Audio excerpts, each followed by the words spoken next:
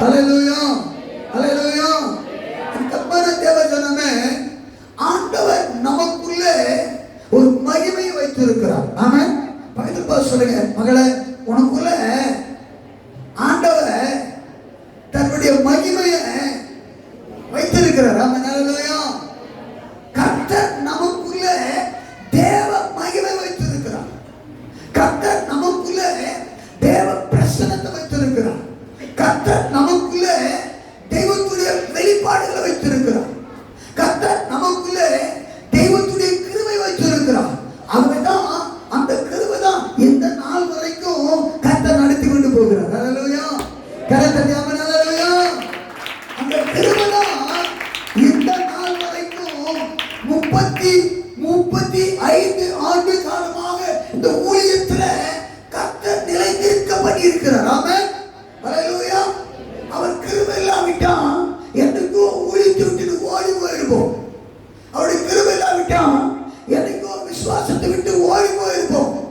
அவருடைய கிருபை இல்லாவிட்டா என்னைக்கோ ஜெபத்தை விட்டுட்டு ஓடி போயிருப்போம். அவருடைய கிருபை இல்லாவிட்டா என்னைக்கோ நம்முடைய விசுவாசத்தை விட்டு ஓடி போயிருப்போம். கர்த்தருக்குள்ளே இன்னைக்கு நீங்கள் நானும் தேவ சமூகத்தில் வந்து ஆராதிக்க காரணம் என்ன தெரியுமா? நீங்கள் நானும் கர்த்தருடைய சமூகத்தில் வந்து கர்த்தரை துதிக்க காரணம் என்ன தெரியுமா?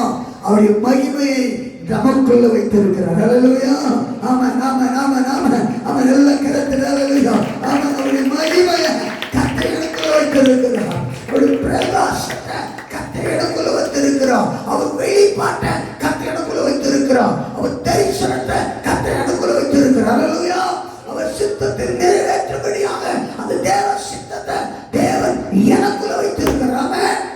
ஆகவேதான் இன்றைக்கு இத்தனை ஆண்டு காலமாக தேவ சமூகத்தில் நிலை நிறுத்திக் கொண்டிருக்கிறோம். அநேக கர்த்தருடைய பிள்ளைகள் சபையில நிலை நிற்காவிட்டாலும், அநேக கர்த்தருடைய பிள்ளைகள் விசுவாசத்தில் நிலை நிற்காமல் போனாலும், அநேக கர்த்தருடைய பிள்ளைகள் தேவ சத்தத்துக்கு தேவ சித்தத்திற்கு தன் ஒப்பு கொடுத்து தேவ சித்தத்தை செய்யாதபடிக்கு தேவ சமூகத்தை விட்டு விலகி போனாலும், நீங்கள் நானும் தேவ சமூகத்தில் வந்து நிற்க காரணம் அவருடைய மகிமையின் பிரகாசத்தை நமக்குள்ள வைத்திருக்கிறார். ஹல்லேலூயா, ஹல்லேலூயா, ஹல்லேலூயா. அதுதாங்க பெரிய கிருபை. ஆனால் தான் யோவான் எழுதின சுவிசேஷம் 11ஆம் அதிகாரத்தில் கர்த்தருடைய வார்த்தை விதமாக சொல்லப்படுகிறது. எந்த மனுஷனையும் பிரகாசிக்கிற ஒளியே உலகத்தில் வந்து எந்த மனுஷனையும் பிரகாசிப்பிக்கிற ஒளியே அந்த மெய்யான ஒளி. ஹல்லேலூயா. உலகத்துல வந்து எந்த மனுஷனையும் அவன் யாரானா இருக்கட்டும், அவன் குடிகாரனாக இருக்கட்டும், பாவியாக இருக்கட்டும், திருடனாக இருக்கட்டும், அல்லது தேவனுக்கு பிரியமில்லாதவனாக இருக்கட்டும், துன்மார்கனாக இருக்கட்டும், அல்லது உலக பற்றுவனாக இருக்கட்டும், எப்பேற்பட்டவனாக இருந்தாலும் உலகத்துல வந்து எந்த மனிதனையும் பிரகாசிக்கிற ஒளியே அந்த மெய்யான ஒளி. ஹல்லேலூயா, எல்லாம் கருதாம ஹல்லேலூயா. அந்த மெய்யான ஒளி எனக்குள்ள அந்த மெய்யான ஒளி சபைக்குள்ள, அந்த மெய்யான ஒளி உன் குடும்பத்துக்குள்ள, அந்த மெய்யான ஒளி உன் பிள்ளைகளுக்குள்ள, அந்த மெய்யான ஒளி உன்னுடைய பேர பிள்ளைகளுக்குள்ள, அந்த மெய்யான ஒளி உன் புருஷனுக்குள்ள, அந்த மெய்யான ஒளி உன் மனைவிக்குள்ள, அந்த மெய்யான ஒளி உன் பிள்ளைகளுக்குள்ள தேவன் பிரகாசிக்க பண்ணுகிற தேவனாக இருக்கிறார். ஹல்லேலூயா. அதைதான் ஏசாயா தீர்க்கதரிசி விதமாக வாசிக்கிறோம். 58ஆம் அதிகாரம் 8ஆம் வசனத்துல இதுமாக சொல்லப்படுகிறது. அப்பொழுது விடிய கால வெளுப்பை போல உன் வெளிச்சம் எழும்பும். ஆமென், ஹல்லேலூயா. விடிய கால வெளுப்பை போல உன் வெளிச்சம் எழும்புமா? விடிய காலத்துல நீங்கள் சூரியனை போய் இந்த கிழக்கு பக்கம் பார்க்க போய் சொன்னா அந்த சூரிய வெளிச்சத்தை நம்ம நல்லா கண்கூடா பார்க்க முடியும். ஆமென். இப்ப பார்க்க முடியாது. நம்ம இப்ப போய் வெளியே பார்த்தா கண்ணு எரியும், கண்ணு கூசும். ஆனா வெடி காலத்துல நீங்கள் அதிகாலை எழுந்து இந்த கிழக்கு பக்கம் நீங்க போய் பார்க்க போனா அந்த சூரிய வெளிச்சம் அப்படியே அருமையா வரும். ஆமென், ஹல்லேலூயா. அந்த வெளிச்சம் கண்ணும் கூசாது, அந்த வெளிச்சம் நம்ம சுட்டரிக்காது, அந்த வெளிச்சம் நம்ம ஒருபோதும் சேதப்படுத்தாது. ஆனா அந்த வெளிச்சத்தை பார்ப்பதற்கு ஆண்டவர் நமக்கு கொடுத்து வைக்கிறார். ஹல்லேலூயா. ஆகவேதான் கர்த்தர் சொல்றார்,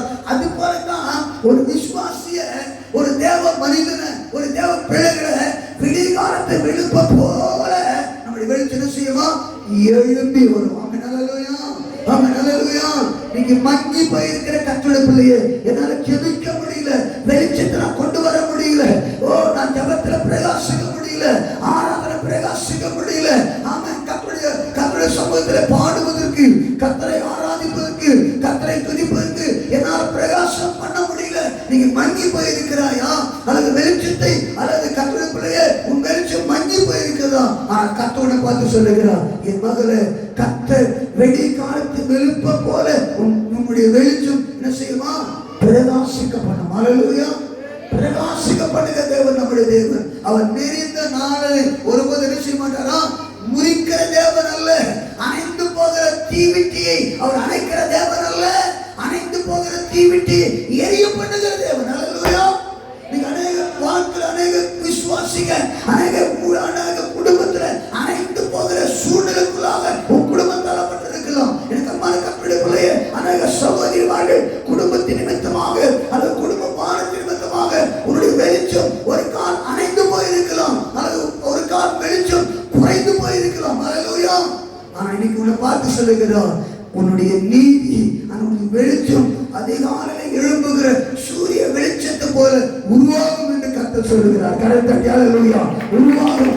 எந்த நிலையில் வந்திருக்கிறாயோ, இருக்கலாம், வியாதி மத்தியில, கலக்கத்தின் மத்தியில, பிரச்சனை மத்தியில, போராட்டத்தின் மத்தியில, வாழ்க்கை ஜபத்தின் மத்தியில குறைந்து போயிருக்கலாம், ஊழியத்துல குறைந்து போயிருக்கலாம். அல்லேலூயா. தேவ பரிசுத்துல குறைந்து போயிருக்கலாம். ஆனா கர்த்தர் எனக்கு ஒண்ணு பார்த்து சொல்லுகிறோம், என் நீதி, என் வெளிச்சம் உனக்குள்ள அதிகாலையில பிரகாசிக்க பண்ணுகிற ஒரு சூரியனை போல என் வெளிச்சம் உனக்குள்ள பிரகாசிக்கும். ஆமென். அல்லேலூயா. ஆகவே இந்த தலைப்பில் போன வாரத்தில் நான்கு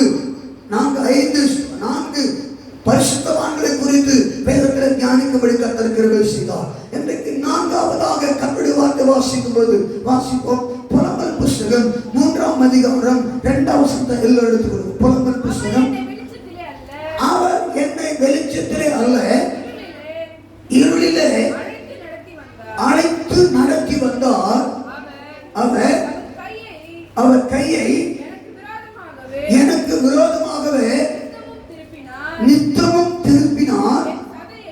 என் சதையும் என் தோலையும் உச்சலாக்கினார். என் எலும்புகளை நொறுக்கினார். அவர் எனக்கு விரோதமாக கொத்தளம் கட்டி வருத்தத்தினாலும் என்னை வளைத்துக் கொண்டார். பூர்வ காலத்தில் செத்து கிடக்கிறவளை போல என் இருளான இடங்களில் கிடக்க பண்ணினார். நான் புறப்படக்கூடாதபடிக்கு என்னை சூழ வேலை அடைத்தான். என் விலங்கை பாரமாக்கினார். நான் சத்தமிட்டு கூப்பிட்டாலும் என் ஜபத்திற்கு வழியை அவர் அடைத்து போட்டார். அல்லேலூயா. நீ எரேமியா சொல்லுகிறான், நான் ஒரு தீர்க்கதரிசி. நீ எரேமியா குறித்து சொல்லும்போது முதல் எரேமியா 1ஆம் அதிகாரம் 1ஆம் வசனத்துல சொல்லப்படுகிறது. எரேமியா குறித்து வாசிப்பு 1:1 வாசிப்பேன். பென்யமீன் தேசத்தில் உள்ள ஆனதோத் ஊரில் உள்ள ஆசாரியர்களில் ஒருவனாகிய இல்க்கியாவின் குமாரன் எரேமியா வசனம் போதும். இந்த எரேமியா யார்? ஒரு ஆசாரியருடைய குடும்பத்தை சேர்ந்தவன். அல்லேலூயா, அல்லேலூயா. எனக்கு அன்பான ஜனமே, இந்த இல்க்கியா என்கிறதான இந்த தகப்பன் ஆசாரிய குடும்பத்தை சேர்ந்தவன். இந்த எரேமியா ஆசாரியத்துக்கு ஆசாரியம் உள்ளவன். அதே போல தீர்க்கதரிசிக்கு தீர்க்கதரிசிவன். அல்லேலூயா. 2 ஆசீர்வாதம், டபுள் ஆசீர்வாதம். அல்லேலூயா, ஆமென். அல்லேலூயா, ஆமென். 2 ஆசீர்வாதம். ஒன்று ஆசாரியருடைய குடும்பம், இரண்டாவதாக தீர்க்கதரிசி. எனக்கு அம்மான ஜனமே, ஆகவே எனக்கு அம்மான கட்டடங்களே, ஆசாரிய ஊழியர் செய்வது ஈஸியா அல்லது தீர்க்கதரிசி ஊழியர் செய்வது ஈஸியா?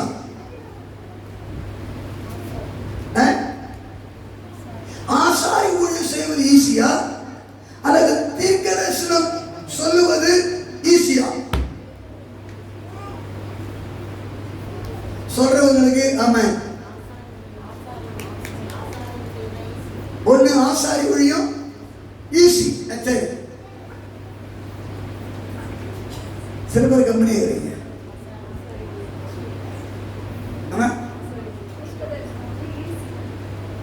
சீர்கதர்சி ஊழியம் ஈஸி பின்னாடி சொல்றாங்க. அல்லேலூயா. கர்த்தருடைய தேவஜனமே, இல்க்கியாவின் குமாரனாகிய எரேமியா தன் தகப்பன் ஆசார ஊழியம் செய்து கொண்டு வந்தான். அதே நிலைமையில் எரேமியாவும் ஆசார ஊழியம் செய்து கொண்டு வந்தான். அதே ஆசார ஊழியம் செய்து கொண்டு வரும்போது தேவன் குறிப்பிட்ட அதே எரேமியா 1:5 எரேமியாவை, நான் உன்னை தாயின் கருவிலே உருவாகும் முன்னே நான் உன்னை அறிந்து உன் கர்ப்பத்தில் வெளிப்படும் முன்னே நான் உன்னை பரிசுத்தம் பண்ணி இந்த ஜாதிகளுக்கு தீர்க்கதரிசியாக கட்டளையிட்டேன் சொன்னார். அப்போ ஆசாரிய ஊழியம் செய்து கொண்டிருக்கிற அந்த குடும்பத்திலிருந்து கர்த்தர் ஆண்டவர் எரேமியாவை வேறு பிரிக்கிறார். நான் சொல்றேன், ஆசாரிய ஊழியம் மிக மிக மிக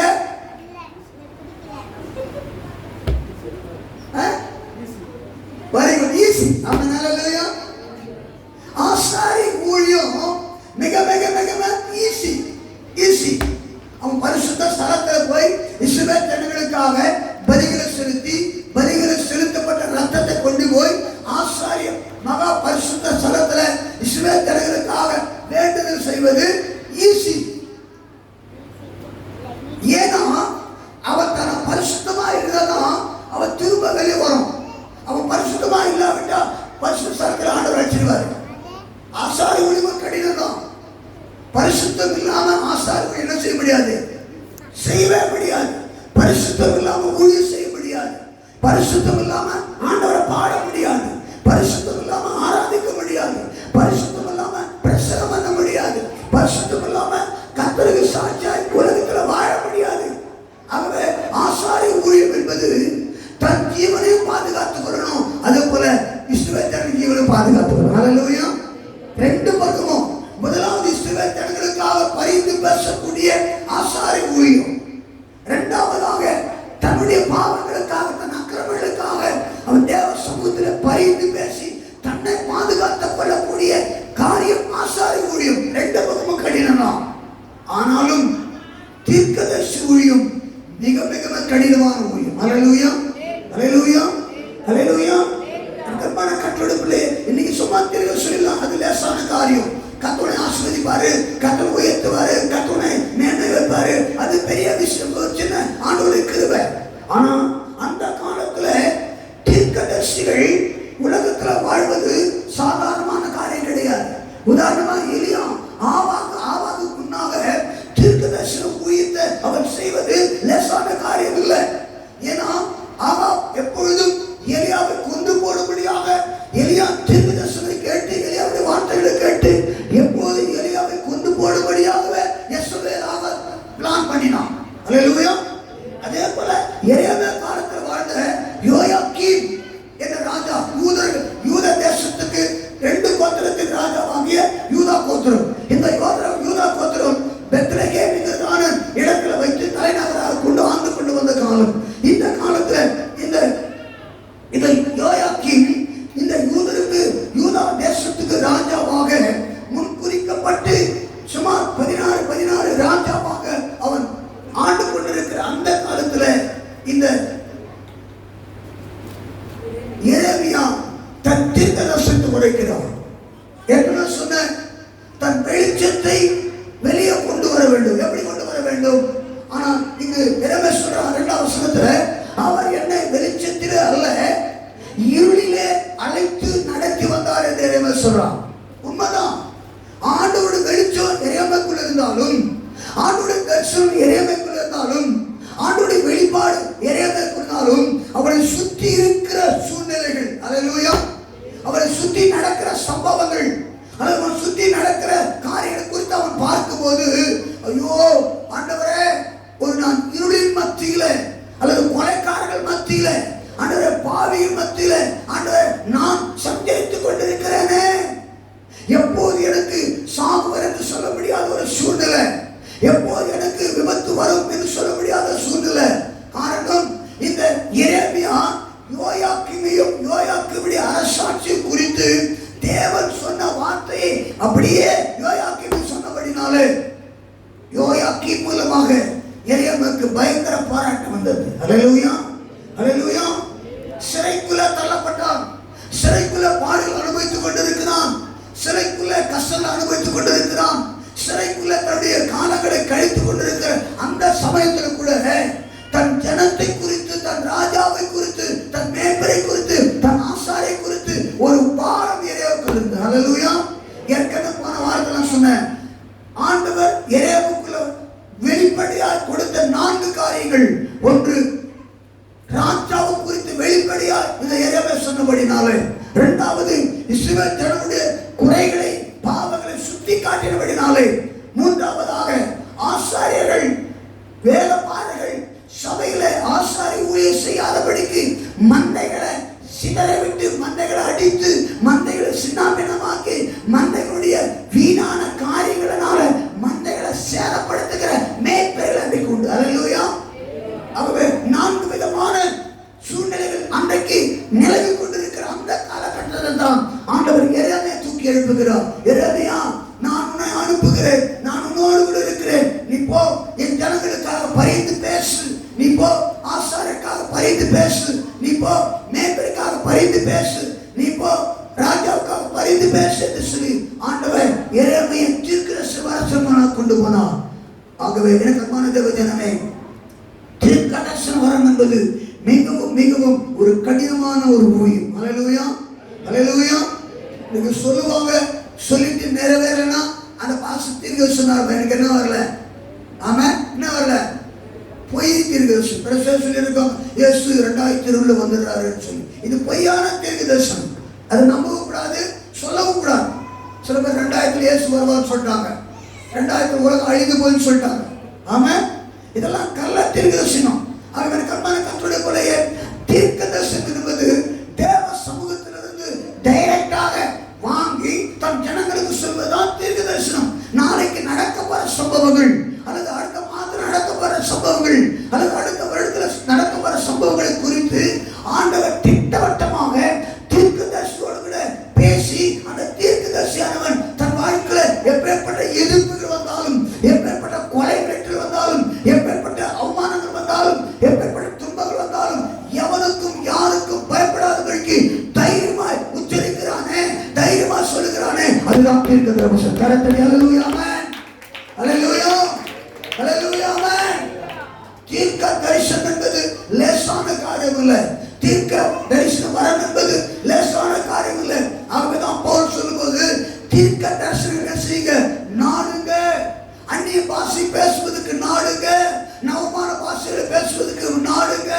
ஆகவேதான் தீர்க்க தரிசனம் என்பது தேவன் பரலோகத்திலிருந்து இந்த பூலோகத்தில் மனிதர் கொடுக்கிற வெளிப்பாடுகள். அந்த வெளிப்பாடு நிமித்தமாக தேசத்துல நடக்க போகிற சம்பவங்களை, தேசத்துல நடந்து கொண்டிருக்கிற சம்பவங்களை, இனிமேல் நடக்க போகிற சம்பவங்களை சொல்லுவதுதான் தீர்க்கதரிசனம். ஹல்லேலூயா. அதுதான் இந்த எரேமியா சொன்னான். ஆமென், ஹல்லேலூயா. எதற்கும் பயப்படல, ராஜாவுக்கும் பயப்படல, ஆசாரியனுக்கும் பயப்படல, மேய்ப்பர்களுக்கும் பயப்படல. ஏன் ஸ்தோத்திரம், இஸ்ரவேல் ஜனங்களுக்கும் பயப்படல. தைரியமாய் கர்த்தர் சொன்ன வார்த்தைகளை அப்படியே சொன்னார். கர்த்தர் ஹல்லேலூயா. கர்த்தர் சொன்ன வார்த்தைகளை உள்ளது உள்ளதும் இல்லாது இல்லதும் நடக்க போவது அப்படியே சொன்னார் ஜனங்களுக்கு.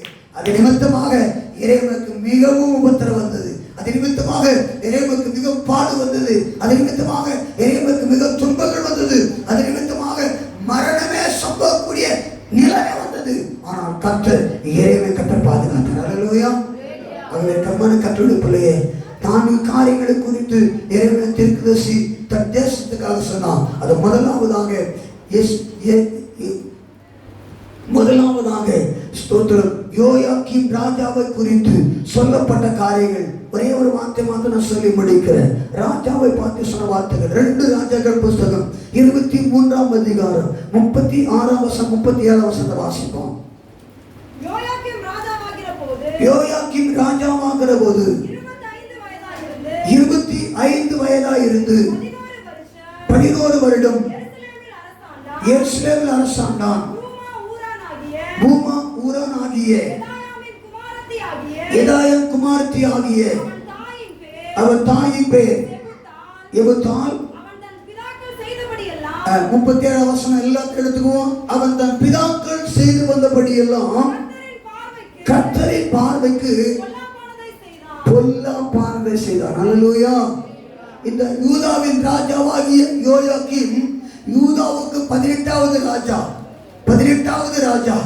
இந்த ராஜா இஸ்ரவேல் ஜனங்களை நடத்த வேண்டிய பரிசுத்தமான வழியில் நடத்தாதபடிக்கு தேவாலயத்தில் பலிபீடத்தில் தேவன் தூபம் காட்டுவதற்கு மாறாக கர்த்தருடைய பிள்ளைகளை பரிசுத்தம் நடத்துவதற்கு மாறாக இந்த இஸ்ரவேலுக்கு ராஜாவாகிய யோயாக்கீம் தேவன் பார்வையில் என்ன செய்தானா? பொல்லாப்பை செய்தான். அல்லேலூயா, அல்லேலூயா.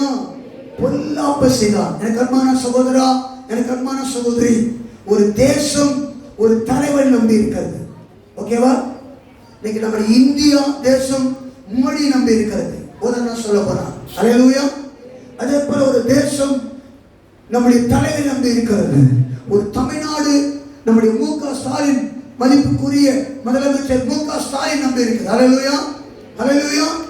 அவன் கர்மன கர்த்தருடைய பிள்ளையே, ஒரு தேசத்தின் தலைவன் நல்லவனாக இருந்தால் அந்த தேசம் நல்லா இருக்கும். ஆமென், அல்லேலூயா. ஒரு தேசத்தின் தலைவன் நல்லவனாக இருந்தால் அந்த தேசம் நல்லா இருக்கும். ஒரு தேசத்தின் தலைவன் நல்ல திட்டங்களை கொண்டு வந்தால் அந்த தேசம் நன்றாக இருக்கும். அல்லேலூயா. அதே போல ஒரு குடும்பத்தை எடுக்கும் போது ஒரு குடும்பத்தின் தலைவன் நல்லவனாக இருந்தால் அந்த குடும்பம் நல்ல பிள்ளைகளாக இருப்பாங்க. கரெக்ட். அல்லேலூயா. ஒரு தலைவன் நல்லவனாக இருந்தால் அவன் மனைவி நல்லவனாக இருப்பாங்க. ஒரு தலைவன் நல்லவனாக இருந்தால் அவன் மனைவி நல்லவனா இருப்பாங்க. ஒரு தலைவன் நல்லவனாக இருந்தால் அவன் பிள்ளைகள் நல்லவனா இருப்பாங்க. அல்லேலூயா. அதே போல ஒரு தலைவன் ஊதாரியா இருப்பான்னு சொன்னால், ஒரு தலைவன் குடிகாரனாக இருப்பான்னு சொன்னால், ஒரு தலைவன் தேவனுக்கு பயப்படாமல் இருப்பான்னு சொன்னால், ஒரு தலைவன் குடும்பத்தை நடத்த தெரியாத அல்லது மனைவி விசாரிக்க தெரியாத, பிள்ளைகளை விசாரிக்க தெரியாத, உறவுகளை விசாரிக்க தெரியாத, சொந்தமாக விசாரிக்க தெரியாத ஒரு தலைவனாக இருப்பான்னு சொன்னால் அந்த குடும்பம் ஒருபோதும் சீர்படுத்தாது. அல்லேலூயா, அல்லேலூயா. பிள்ளைகளை கண்டிக்கிற வழியில கண்டிக்காவிட்டா அவன் தாய் தகவலே கிடையாதுங்க. ஆமென், அல்லேலூயா. நீ என்ன நினைச்சுக்கோ, உன் பிள்ளைய நீ சீர்படுத்தாவிட்டா அல்லது உன் பிள்ளைய நீ திருத்தாவிட்டா, உன் பொண்ணை நீ திருத்தாவிட்டா, நீ தகப்பனா இருந்ததுக்கு பிரயோஜனமே கிடையாது. ஆமென். நீ உன் பொண்ணை பெற்றெடுத்துக்கு ஒரு பிரயோஜனமே கிடையாது. ஆமென், அல்லேலூயா. நான் இப்படி 4 குட்டி போடணும், பண்ணி கூட 10 குட்டி போடுது. ஆமென். எனக்கு அன்பான கர்த்தருடைய பிள்ளையே, நாய் குட்டி போட்டு விட்டுருது, பண்ணி குட்டி போட்டு விட்டுருது, ஆடு குட்டி போட்டு மாடு குட்டி போட்டு. நீங்களும் நானும் ஆடு இல்ல, பண்ணி இல்ல, மாடு இல்ல, கோயில் இல்ல, கொக்கு இல்ல. ஆமென், அல்லேலூயா. தேவனால் முன்குறிக்கப்பட்ட கர்த்தருடைய பிள்ளை. அல்லேலூயா. கரம் தட்டி ஆமென், அல்லேலூயா. ஒரு தலைவன் சீர்வுள்ள தலைவனாக இருக்க வேண்டும். தேசத்தை ஆளக்கூடியவன் தேவனுக்கு பயப்படக்கூடியவனாக இருக்க வேண்டும். தேச ஜனங்களுக்கு திட்டங்களை கொண்டு வருகிறவன் தேச ஜனங்களுக்கு நன்மை செய்கிறவனாக இருக்க வேண்டும். தேச ஜனங்களுக்கு தீமை செய்கிறவனாக இருக்கக்கூடாது. ஆமென், அல்லேலூயா. ஆனால் இந்த யோயாக்கீம் அப்படிப்பட்டவன் அல்ல. ஜனங்களுக்கு நன்மை செய்கிறவன் அல்ல, குடும்பத்துக்கு நன்மை செய்கிறவன் அல்ல. ஆமென். ஆகவேதான் வேதம் சொல்லுகிறது, அந்த கடைசி வார்த்தை 37 வசனத்துல, அவன் தன் பிதாக்கள் செய்தபடி எல்லாம் கர்த்தரின் பார்வைக்கு அவன் பொல்லாப்பானதை செய்வான். அல்லேலூயா. என்னை கேட்டுக்கொண்டு கர்த்தருடைய பிள்ளையே, சகோதரா, சகோதரியே, தலைவியே, அருமையான தலைவா, உன் குடும்பத்துல கர்த்தருடைய பார்வைக்கு நீ எப்படி நடந்து கொண்டிருக்கிற? ஆமென். கர்த்தருடைய பார்வைக்கு சரியா நடக்கிறாயா அல்ல கர்த்தருடைய பார்வைக்கு சரியா இல்லாம நடந்து கொண்டிருக்கிறாயா? ஏதோ உலகத்துல ஒரு நாள் வந்து சர்ச்சுக்கு வந்து ஒரு நாள் வந்து 6 நாளைக்கும் கர்த்தருடைய பார்வையில பொல்லாப்பான செய்வான்னு சொன்னா கர்த்தர் ஒருபோதும் குடும்பத்தை ஆசீர்வதிக்க முடியாது. அல்லேலூயா. இன்னைக்கு ஒரு குடும்ப தலைவன் அவன் மேல் கர்த்தர் நியாயாதிபதியா நியாயத்திற்கு விசாரிக்க.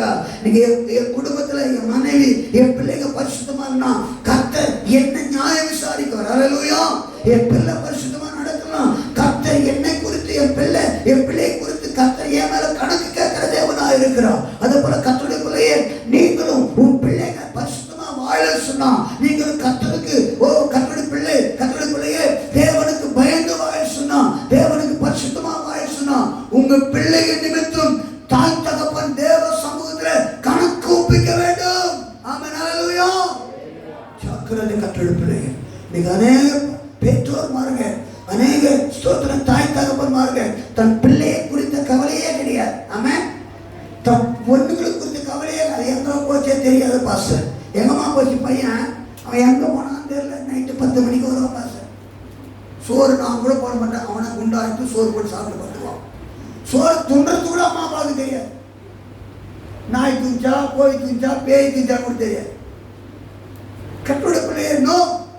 ஒரு தலைவன், ஒரு குடும்பத்துக்கு தலை, உன் பிள்ளைகளுக்கு தலையா இருக்கிற உன் பிள்ளை தப்பு செய்யும் போது தாய் தகப்பன் பிள்ளைய திருத்து. பையன் அது போல பேசக்கூடாது, பையன் அது போல நடக்கக்கூடாது, இது போல யாருக்கு விரோதமா செய்யக்கூடாது, யாருக்கு விரோதமா பேசக்கூடாது. உன் பிள்ளைகளை திருத்த வேண்டிய வழிகளை, உன் பிள்ளைகளை திருத்த வேண்டிய பாதையில நீ திருத்தா விட்டா உன் பிள்ளை சுயமா நடந்து போவான். அல்லேலூயா, அல்லேலூயா.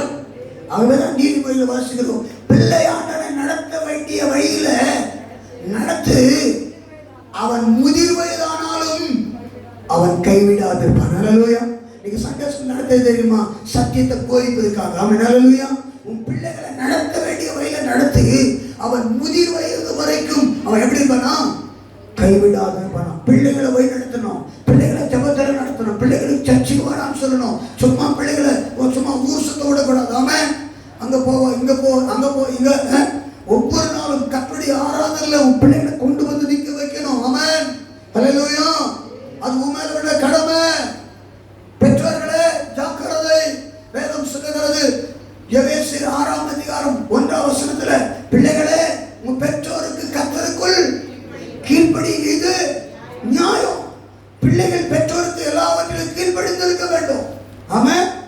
அப்போ உன் தகப்பனார் பரிசுத்தமா இருந்தாதான் உன் பிள்ளைகள் கீழ்ப்படியும். உன் தகப்பன் ஜெபிக்கிறவனாக இருந்தாதான் உன் பிள்ளைகள் ஜெபிக்கும். உன் தகப்பன் பாடுகிறவனாதான் உன் பிள்ளைகள் பாடும். உன் பிள்ளைகள் தேவனுக்கு பற்றுள்ளவனாக இருந்தாதான் உன் பிள்ளைகள் பற்றுள்ள பிள்ளைகளாக மாறும். அல்லேலூயா. ஜாக்கிரதை. உன் பிள்ளைகளை நடத்த வேண்டிய நடத்தும். அல்லேலூயா. இன்னைக்கு அநேக தாய் தகவல் பிள்ளைகளை பரிசுத்தம் நடத்துவது கிடையாது. அவங்க அம்மா அம்மா மட்டும் நகை போடாமல் வருவாங்க, ஆனால் பொண்ணுங்களுக்கு ஜோதிச்சுட்டு வருவாங்க. நீ மட்டும் பரலோகம் போகணும், உன் பிள்ளைங்க நரகத்துக்கு போகணுமா? ஸ்தோத்திரம். அல்லேலூயா. கர்த்தருடையனோ கர்த்தர் உன்னை நீ பரிசுத்தமா இருக்குது போல உன் பிள்ளைகளை பரிசுத்தமா நடக்கணும். உன் பிள்ளைகளை பரிசுத்தமான காரியத்தை உபதேசம் பண்ணணும். உன் பிள்ளைகளை பரிசுத்தமான வழி நடக்க நீ தான் சொல்லணும். அவன் பாசு ஒரு நாள் தான் பிரசங்கம் பண்ணிட்டு போய் அரை மணி நேரம் பிரசங்கம் சரியா போச்சு. இந்த அரை மணி நேரத்தில் யாரும் பரிசுத்தமா? நீ தான் 6 நாளைக்கு உன் பிள்ளைங்க உன்னோடு இருக்கிறாங்க, 6 நாளைக்கு உன் பிள்ளைங்க உன்னோடு தூங்குறாங்க, 6 நாளைக்கு உன் பிள்ளைங்களோட படுக்கிறாங்க, 6 நாளைக்கு உன்னோடு கூட உறங்குறாங்க, 6 நாளைக்கு எல்லாரும் உன்னோடு இருக்கிறாங்க. அந்த பிள்ளைகளுடைய நிலைமையை நீங்க தான் பிள்ளைகிட்ட அறிந்திருக்கணும். ஆமென், அல்லேலூயா. பிள்ளை குறித்து என் பிள்ளை எங்க போனானோ, என் பொண்ணு எங்க போனாலோ, என் பையன் எங்க போனா எனக்கு தெரியாது என்ற வார்த்தையை பெற்றோருக்கு வரவே கூடாது. எனக்கு அன்பான தேவ ஜனமே, இன்னைக்கு முதலாவதாக ஒரு தலைவன் உத்தரவாதமாக இருக்க வேண்டும். ஏன்னு சொல்லனா, யோயாக்கீம் யூதா தேசத்துக்கு 18வது ராஜாவாக தேவன் அபிஷேகம் பண்ணினார். எதுக்கு தெரியுமா? எதுக்கு அபிஷேகம் பண்ணினாரு? மற்ற ராஜாக்கள் எல்லாரும் கர்த்தருக்கு பிரியமில்லாம நடந்து போனான். மற்ற ராஜாக்கள் எல்லாரும் தேவனுக்கு பிரியமில்லாம வாழ்ந்து போனான். மற்ற ராஜாக்கள் எல்லாரும் தேவ சித்தத்தை நிறைவேற்றாம மறைந்து போனான். மற்ற ராஜாக்கள் எல்லாரும் இஸ்ரவேல் ஜனங்களை நடத்துவதற்கு, பரிசுத்தமான வழியில நடத்துவதற்கு ஆசாரியர்கள் உருவாக்கவில்லை, மேய்ப்பர்களை உருவாக்கவில்லை, தீர்க்கதரிசியின் வார்த்தை அவன் கேட்கவில்லை. ஆனால் என்னுடைய மகன் யோயாக்கீம் எப்படியாவது என் ஜனங்களை நடத்துவான்னு சொல்லி யூதாவுக்கு 18வது ராஜாவாக நீங்க அபிஷேகம் பண்ணி வைத்தார். ஆனால் அவனோ தன் தகப்பனை போல, அந்த வசனம் சொல்லப்படுகிறது, அவன் தன் பிதாக்கள் செய்து வந்தபடி எல்லாம் கர்த்தரின் பார்வைக்கு எப்படி செய்தானா? பொல்லாப்பான செய்தான். ஆகவே இந்த பொல்லாப்பை கர்த்தர் தரிசனமாக ஆண்டவர் இறைவனுக்கு கர்த்தர் வெளிப்படுத்தினார். ஆமென். ராஜா செய்கிற தவறு, அல்லது ஊழியக்காரர் செய்கிற தவறு, அல்லது தலைவர் செய்கிற தவறு, அல்லது தலைவர் செய்கிற தவறை ஆண்டவர் தீர்க்கதரிசி கர்த்தர் வெளிப்படுத்தி, எரேமியா கர்த்தர் வெளிப்படுத்தி, இந்த தீர்க்கதரிசி வசனத்தை கர்த்தர் ராஜாவுக்கு சொல்லும்படியாக சொல்லுகிறார். திருப்பி கொள்வோம். கர்த்தருடைய வார்த்தை சொல்லப்படுகிறது. எரேமியா தீர்க்க புத்தகம் 26ஆம் அதிகாரம் ஒரு சில வசனத்தை பார்த்து நான் வாசித்து முடிக்கிறேன். 26ஆம் அதிகாரம் 23 வசனம் வாசிப்போம்.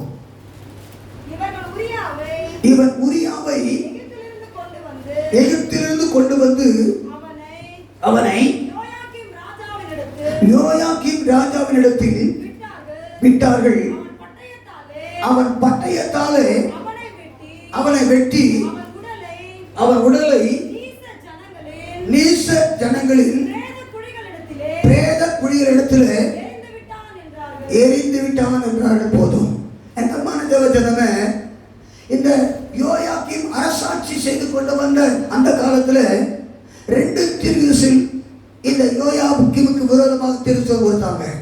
ஒன்று யோயாக்கீம், இரண்டாவதாக யார் தெரியுமா? யாரு? ரெண்டு தீர்க்கதரிசிகள் இந்த யோயாவுக்கு விரோதமாக தீர்ப்பு சொன்னாங்க. ஒன்று எரேமியா, இரண்டாவது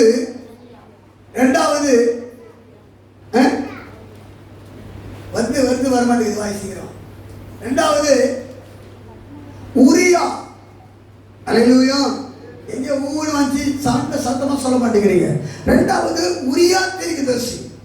இந்த உரியா தீர்க்கதரிசி இந்த யோயாவுக்கு விரோதமாக தீர்க்கதரிசி உரைத்தபடினால அவனை கொல்லும்படியாக இந்த எரேமியா தீர்க்கதரிசி பண்ணான். யோயாக்கீம் திட்டம் போட்டான். அவன் எகிப்து தேசத்துக்கு அவன் ஓடி ஒளிந்து கொண்டான். ஆனால் இந்த யோயாக்கீம் ஆட்களை அனுப்பி அவனை கொண்டு வந்து அவனை வெட்டி அவனுடைய சரீரத்தை அவன் அந்த சுடுகாடுக்குள்ள வெளியே அவன் அந்த சரீரத்தை போட்டாங்க என்று வேதத்தில் வாசிக்கிறோம். 23 வசனத்தை வாசிமா. அப்பொழுது யோயாக்கீம் ராஜா அக்பர் குமாரனாகிய எல்நாத்தையும் அவனோடு கூட வேற சிலரையும் எகிப்து வரைக்கும் அனுப்பினான். 23 வசனம். இவர்கள் உரியாவை எகிப்திலிருந்து கொண்டு வந்து அவனை யோயாக்கீம் ராஜாவிடத்தில் விட்டார்கள். அவன் பட்டயத்தாலே அவனை வெட்டி அவன் உடலை நீச ஜனங்களின் பிரேதங்களிடத்திலே எரிந்து விட்டான் என்றார்கள். அல்லேலூயா. பாருங்க, இருக்கமான தேவ ஜனமே, ஆண்டவர் தன் ஜனத்தை பார்த்து தீர்க்க உரைக்கிறார். ஆண்டவர் தன் ராஜாவை பார்த்து தீர்க்க உரைக்கிறார். ஆண்டவர் தன் தேசத்தை குறித்து தான் தீர்க்க உரைக்கிறார். என்ன தெரியுமா? பாபிலோன் தேசத்தின் ராஜாவாகிய நேபுகாத்நேச்சார் வந்து அவர் உங்களை சிறைபிடித்துக் கொண்டு போய் உங்களை அவன் சாகடிப்பான், அதை சிறை கைதியாக மாற்றுவான் என்று சொல்லி அன்றைக்கு இந்த யோயாக்கீமை குறித்து தீர்க்கதரிசி உரைத்தபடினாலே தன் தீர்க்கதரிசிக்கு விரோதமாக இந்த ராஜா யோயாக்கீம் எழுந்தான் என்று வேதம் சொல்லுகிறது. நேர்மல்ல என் கண்மான தேவ ஜனமே, நீங்கள் எரேமியா 26ஆம் அதிகாரம் 27ஆம் அதிகாரம் 28ஆம் அதிகாரம் 29ஆம் அதிகாரம் 30ஆம் அதிகாரம் 31ஆம் அதிகாரம் நீங்கள் வீட்டிலே நீங்கள் போய் வாசிக்கும் போது இந்த தீர்க்க தரிசனத்து குறித்தும் ராஜாக்களுக்கு விரோதமாக அல்லது ராஜாவுக்கு விரோதமாக இந்த எரேமியா சொன்ன இந்த வார்த்தைகள் நிமித்தமாக தன் ராஜா தன் தீர்க்கதரிசியை இந்த எரேமியாவை அவன் சிறைச்சாலைக்குள்ள போடுவதை நீங்கள் பார்க்க முடியும், படிக்க முடியும். அல்லேலூயா. என் கர்மான தேவ ஜனமே, ஆனாலும் எரேமியா பயப்படவில்லை. ஆமென். கர்த்தர் எனக்கு என்ன சொன்னாரோ அதை செய்கிற வரைக்கும் நான் ஓயவே மாட்டேன். அல்லேலூயா. கரத்தடி ஆமென். அல்லேலூயா. எல்லா கரத்தடி ஆமென். ஆமென்.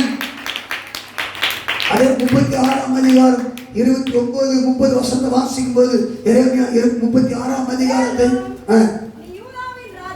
நீ யூதாவின் ராஜாவாகிய யோயாக்கீமை நோக்கி பாபிலோன் ராஜா நிச்சயமாய் வருவான் என்பதையும் அவன் இந்த தேசத்தை அழித்து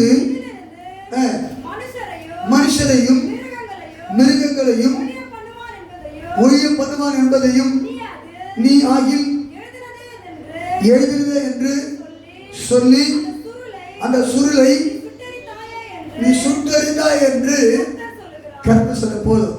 முதல் ஒரு சுருளை எழுதி இந்த அனுப்புகிறான். இந்த சுருளை வாங்கி படித்து பார்த்த இந்த யோயாக்கீமுக்கு மிகவும் கோபம் வந்தது. மிகவும் கோபம் வந்து அவன் என்ன செய்தானா, அதே 36ஆம் அதிகாரத்துல 29 வசனத்துல, மேலும் நீ யூதாவின் ராஜாவாகிய யோயாக்கீமை நோக்கி, பாபிலோன் ராஜா நிச்சயமாய் வருவான் என்பதையும், அவன் இந்த தேசத்தை அழித்து அதிலிருந்து மனுஷரையும் மிருக ஜீவன்களையும் ஒழிவு பண்ணுவார் என்பதை குறித்தும், நீ அதில் எழுதினதே என்று சொல்லி அந்த சுருளை நீ சுட்டெரித்தாயே என்பதை குறித்தும் கர்த்தர் சொல்லுகிறார். அப்போ முதலாவதாக ஒரு சுருளை எழுதி இந்த ராஜாவிடத்துல அவன் அனுப்பினான். ஆனால் அந்த சுருளை, முதல் சுருளை அவன் நெருப்பிலே அவன் சுட்டெரித்து போட்டான். திரும்பமாக சிறைசாலைக்குள்ள இருக்கும்போது தேவன் சொன்ன வார்த்தைகளை அப்படியே அந்த சுருளை இரண்டாவது சுருளாக எழுதி அனுப்புகிறான். நீயும் உன் தேசமும் உன் ராஜாக்களும் பாபிலோன் ராஜாவாகிய நேபுகாத்நேச்சார் மூலமாக நீ அழிக்கப்படுவீர், சுட்டரிக்கப்படுவீர் என்பதை அவன் திரும்பமாக அவன் எழுதி அனுப்பி கொடுத்தான். அல்லேலூயா. என் அன்பான தேவ ஜனமே, ஆகவேதான் இந்த எரேமியா குறித்ததான ஒரு ஒரு ஒரு திட்டத்தை தேவன் வைத்திருந்தார். எரேமியா ஒருபோது பயந்து போகவே இல்லை. ராஜாவுக்காகவோ மேய்ப்பர்களுக்காகவோ இஸ்ரவேல் ஜனங்களுக்காகவோ அவன் ஒருபோதும் பயந்து போகவில்லை. தேவன் தன்னை அனுப்பின அந்த திட்டத்தை இந்த உலகத்தில் நிறைவேற்றும்படியாக தான் தன்னை எதுவுமே ஒப்பு கொடுத்தான். அல்லேலூயா. எனக்கு அன்பான தேவ ஜனமே, இந்த நிமித்தம் மத்தியில தான் எரேமியா சொல்றான், என் இருளை வெளிச்சமாக மாற்றினேன். ஆகவேதான் என் வெளிச்சம் எனக்குள் இல்லாதவரே, நான் இப்ப எப்படி இருக்கிறேன், கட்டப்பட்டவராக சிறைச்சாலை மத்தியில் கட்டப்பட்டவனாக இருக்கேன்னு சொல்லி அந்த வசனத்தை புலம்பல் 3ஆம் அதிகாரம் 2ஆம் வசனம் சொல்றான். நான் கட்டப்பட்டவனாக, அவர் என்னை வெளிச்சத்தில் அல்ல இருளிலே அழைத்து நடத்தி வந்தாராம். பாருங்க, இப்பேற்பட்ட தீர்க்கதரிசி வசனத்தை இந்த ராஜாக்களுக்கு உரைத்தபடினாலே, மேய்ப்பர்களுக்கு உழைத்தபடினாலே, சீஷர்களுக்கு உரைத்தபடினாலே, ஆசாரிகளுக்கு உழைத்தபடினாலே, இஸ்ரவேல் ஜனங்களுக்கு உரைத்தபடினாலே அவருக்குள்ளே ஒரு பெரிய எதிர்ப்பு வந்தது. ஆகவேதான் சொல்றான், ஆண்டவரே நான் வெளிச்சத்தில் நான் எப்படி இருக்கிறேன், இருளுக்குள்ள இருக்கிறேன். கலைகளை கட்டளிப்பதே, ஆனா அவனுக்குள்ள வெளிச்சம் ஒழிந்து போகவே இல்லை. அவன் அல்லேலூயா. தேவ வெளிச்சம் அவனுக்குள்ள கொழுந்து விட்டு எரிந்து கொண்டே இருந்தது. என கேட்டுக்கொண்ட கட்டளிப்பிலேயே அது போலதான் இன்னைக்கு உங்கள் சூழ்நிலை நிமித்தம் ஒடுக்கப்பட்டு வாழ்ந்து கொண்டிருக்கலாம், அல்ல பிரச்சனை நிமித்தம் வாழ்க்கையில வெளிச்சம் இல்லாம வாழ்ந்து கொண்டிருக்கலாம். ஆனா கர்த்தரோட பார்த்து சொல்லுகிறார், உனக்குள்ள எப்போதும் என் வெளிச்சம் உனக்குள்ள இருக்கும். அல்லேலூயா. எப்போதும் என் பிரசன்னம் உனக்குள்ள இருக்கும், எப்போதும் என் கிருபை உனக்குள்ள இருக்கும், எப்போதும் அந்த கிருபை உன்னை நடத்தும் என்று கர்த்தர் சொல்றார். என கேட்டுக்கொண்ட கர்த்தருடைய பிள்ளையே, ஆகவே நீ இருளுக்குள் இல்லை, தேவ வெளிச்சம் உனக்குள்ள இருக்கிறது. விடிகாலத்து வெளிச்சம் போல நீ ஒரு நாளைக்கு எழுப்புவாய். அல்லேலூயா. அல்லேலூயா. எரேமியா அப்படியே இருளே கிடையாது. வெடிகாலத்து வெளிச்சத்தை போல ஒரு நாளில் கர்த்தர் அவனை மீண்டும் வெளியில் கொண்டு வருவார். எனக்கமான கர்த்தருடைய பிள்ளையே, அதே போல வாழ்க்கையில போராட்டத்தோடு கூட, வியாதியோடு கூட, பல சஞ்சலத்தோடு கூட, ஐயோ என் வெளிச்சம் இல்லாதபடிக்கு ஜப வாஞ்ச வாக்குல ஜெபிக்கிற ஜபம் இல்லை. இத்தனை நாட்களா ஜெபித்த ஜபங்களுக்கு பதில் கிடைக்காது. இவ்வளவு நாட்களா வேதத்தை வாசித்தேன், என் வாழ்க்கையில ஆசீர்வாதம் இல்லை. இத்தனை நாட்களா ஜபம் பண்ணினேன், என் வாழ்க்கையில ஆசீர்வாதம் இல்லை. இத்தனை நாட்களாக தேவனுக்கு கட்டளைக்கு எல்லாவற்றையும் செயல்பட்ட என் வாழ்க்கை ஒரு இருளை போல இருக்கு நினைத்து கொண்டிருக்கிற கட்டளையே, நீ ஒருபோது சோர்ந்து போக வேண்டாம். உனக்குள்ள வெளிச்சம், உனக்குள்ள இயேசு இருக்கிறா, உனக்குள்ள தேவ மகிமை இருக்கிறது, உனக்குள்ள தேவ பிரசனம் இருக்கிறது. இந்த காலத்துக்கு கவலைப்பட வேண்டாம், போராட்டத்திலிருந்து கவலைப்பட வேண்டாம், கஷ்டத்துக்கு கவலைப்பட வேண்டாம், நிந்தைகளுக்கு கவலைப்பட வேண்டாம், அவமானத்துக்கு கவலைப்பட வேண்டாம். காரணம் உனக்குள்ள இருக்கிற இயேசு பெரியவர், உனக்குள்ள இருக்கிற இயேசு பெரியவர். அப்படி எல்லாம் முழங்கால் படிவிடமா எல்லாம் தேவ சமூகத்தில் நாம் ஜெபிக்க போகிறோம். ஆண்டவரே, நாங்கள் நெருக்கத்தின் மத்தியில் வாழ்ந்து கொண்டிருந்தாலும், கஷ்டத்தின் மத்தியில் வாழ்ந்து கொண்டிருந்தாலும், பாடுகள் மத்தியில் வாழ்ந்து கொண்டிருந்தாலும், எங்கள் மத்தியில எங்களுக்குள்ள நீங்க வெளிச்சமா இருக்கிறீங்க, வெளிச்சமா இருக்கிறீங்க. எல்லாம் ஜோமான, எல்லாம் ஜோமானமா, எல்லாம் முழங்கால் பண்ணிட்டு கர்த்தருடைய பிள்ளையே, உன் வெளிச்சம் ஒருபோது ஒழிந்து போகிற, உன் வெளிச்சம் ஒருபோது குறைந்து போகிற, உனக்குள்ள இருக்கிற வெளிச்சம், உனக்குள்ள இருக்கிற மகிமை அப்படியே கர்த்தர் வைத்திருக்கிறார், அப்படியே கர்த்தர் வைத்திருக்கிறார். ஆனா நீ அனல் முட்டி எரிய விடணும், அனல் முட்டி தூண்ட விடணும். எல்லாம் ஜோமான, எல்லாம் ஜோமானமா. ஆண்டவே, எனக்குள்ள இருக்கிற வெளிச்சம் மங்கி போகாத படிக்கப்பா, எனக்குள்ள வெளிச்சம் எழுந்து பண்ணுங்கப்பா, எழுந்து பண்ணுங்கப்பா, எழுங்க பண்ணுப்பா. அன்னைக்கு எரேமியாவுக்கு நடந்த சம்பவத்தை நிமித்தம் எரேமியா சொல்றான், ஐயோ நான் வெளிச்சத்தில் அல்ல, நான் கர்த்தரை இருள நடத்தி கொண்டு வருகிறார் என்று சொல்லி எரேமியா சொல்லுகிறான். அது போல நீ சொல்றியா மகளே? இல்ல, கர்த்தனோடு கூட இருக்கிறார், கர்த்தனோடு கூட இருக்கிறார், கர்த்தனோடு கூட இருக்கிறார். எல்லாம் ஜெபம் ஆண்டவரே, என் வியாதி படுக்கையில கர்த்தனோடு கூட இருக்கிறீங்கப்பா. போராட்டத்தின் மத்தியில் என்னோடு கூட இருக்கிறீங்க, நிந்தை மத்தியில் என்னோடு கூட இருக்கிறீங்க, தேவை மத்தியில் என்னோடு கூட இருக்கிறீங்க. நான் ஒருபோது சோர்ந்து போவதே கிடையாது.